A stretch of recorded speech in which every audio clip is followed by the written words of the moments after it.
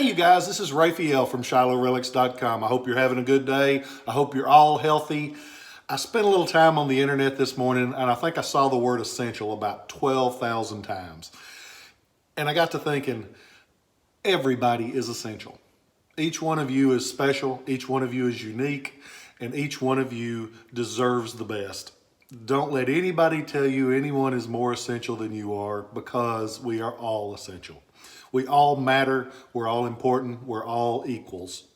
Some people just have more advantages than others. And if you see someone that is less advantaged than you, please take a second to be kind to that person. And you never know when it might be you that needs that little bit of kindness. So let's talk about some antiques. Today we're going to talk about one that is really a staple and essential of a Civil War collection, in my opinion.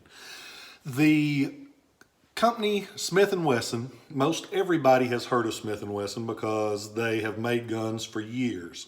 They were started by Horace Smith and Daniel Wesson. They made lots of different varieties of guns. They were the company that was smart enough to acquire the rights to Roland White's patent. Roland White developed a patent for a cylinder that went all the way through and used a metallic cartridge. Smart thing. Smith & Wesson, they held that patent, and during the Civil War, they wouldn't let other people use that patent. They sued them if they caught them using that patent, and that is one of the reasons that Smith & Wesson survived, and so many of those small gun makers that had every bit as cool a design and every bit as functional of a weapon did not. It was because Smith & Wesson was smart enough to get the lawyers involved. This is one of my favorite Smith & Wesson guns. It's known to collectors as the old number 2 revolver. It fires a 32 caliber rimfire cartridge. The standard size of the barrel is 6 inches. You do see variations, and the variations are tougher to find and will bring a little bit of a premium when they're in equal condition to a standard 6-inch barrel. The guns show up most of the time with a blued finish. And the bluing, as we've talked about before, was a way to make the surface of the gun more durable. And it also made it a lot more attractive. These guns use rosewood for the grips. When they're in nice shape like this, they're beautiful wood. And it makes it stand out really nicely. This one has a lot of the original finish. They were made from 1861 to 1874. They made 77,155 of these guns during that production run. If you just strictly collect Civil War guns, you want to see a serial number under 35,741, because that was the date of May 1st, 1865 in production, which technically was at the end of the war. Smith & Wesson does still have their serial numbers and their production records. There's a fellow named Roy Jinks that's in charge of those, and he does amazing letters that can tell you the date that they're shipped.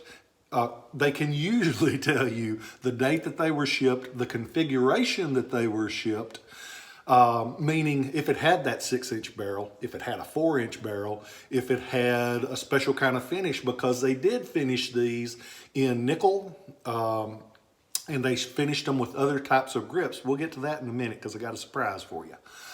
And they can also sometimes tell you who it was shipped to. So it's nice. It's not a cheap thing, but he's very prompt. I've always found him to be quick getting back with you as far as getting a paper to go with the letters.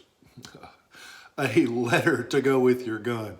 Today's been a heck of a day, but I'm making it through it. I don't give up. That's one thing you'll learn about me.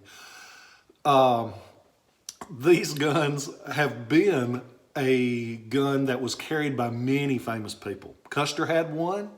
U.S. Grant had one, and if you like the Old West, they got used on into the Old West times, because we've all heard of Wild Bill Hickok sitting in Deadwood playing cards with the dead man's hand, and he was actually carrying one of these guns, evidently not well enough to defend himself, but he had one of these guns on him at the time that he was assassinated. They show up fairly often in well-worn condition because they did see a lot of service.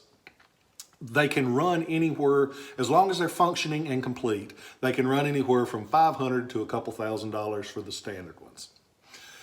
The standard ones are like we see here: blued finish, 6-inch barrel, rosewood grips. Meat and potatoes of that line, which is wonderful because meat and potatoes have been the center of my line for 48 years now. They did make specialties though.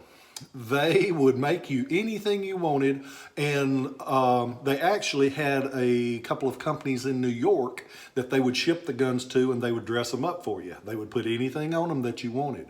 They would change the finish, change the grips, engrave it, and in collecting of firearms, engraving is a specialty. There were some huge, famous engravers. Nimsky, there were just several that were talented. They were artists. If you get a chance to go to the Metropolitan Museum of Art in New York City, you wouldn't expect that to be a place. I always expected it to be paintings and everything else but guns. But they have some of the most amazing firearms works of art in the world. And if you get a chance, go in there because it has some master engraving.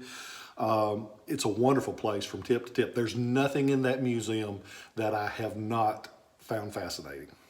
So, would you like to see a specialty Smith & Wesson?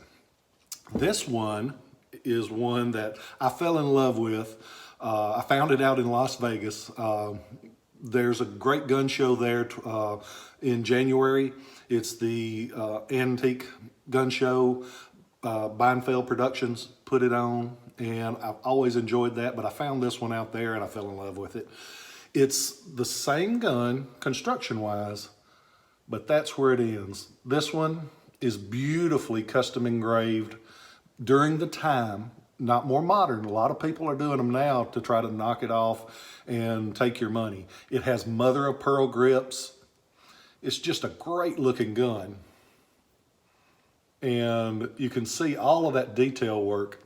These guns are neat in the way that they load. There's a little lever on the underside of it. If you push that up, the whole barrel tilts up and it lets that cylinder come out. You load, and there's that design. The bore-through design that Rollin White, R-O-L-L-I-N, White had. And it's a neat design.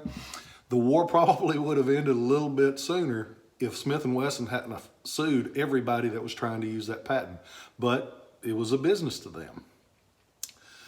These guns are neat. I enjoy getting to share these with you. And I thought of something the other day. I was sitting around trying to think of something to make this more enjoyable. And I got to thinking about one thing that kept ringing in my mind. Every artifact has a story.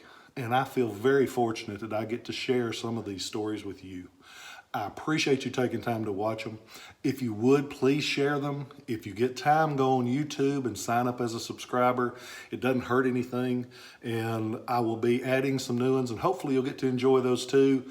Remember, you're all essential. Remember that every person you meet is essential. Some people haven't had the opportunities that we have had. So remember to be kind to those people. I hope y'all have a great day. Hope you remember that you're loved, because I love you, and I'll catch you next time. Have a great day.